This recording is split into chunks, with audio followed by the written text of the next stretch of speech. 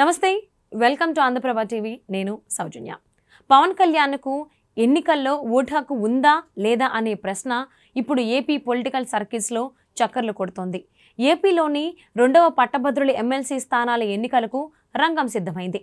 ఈ నెల 27 ఉదయం 8 గంటలకు ప్రారంభమయ్యి సాయంత్రం 4 గంటలకు పోలింగ్ ముగియనుంది.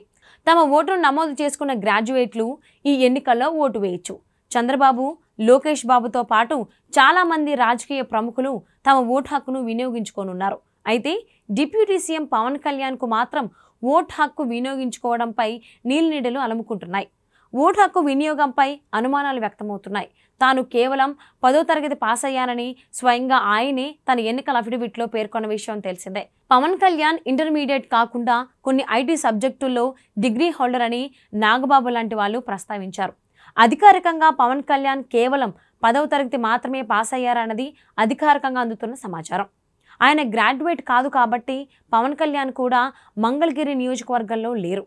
ఉమ్మడి కృష్ణా, గుంటూరు, ఉమ్మడి తూర్పుగోదావరి, పశ్చిమ గోదావరి సెగ్మెంట్లో గ్రాడ్యుయేట్ ఎమ్మెల్సీ ఎన్నికలు ఎల్లుండి జరగబోతున్నాయి.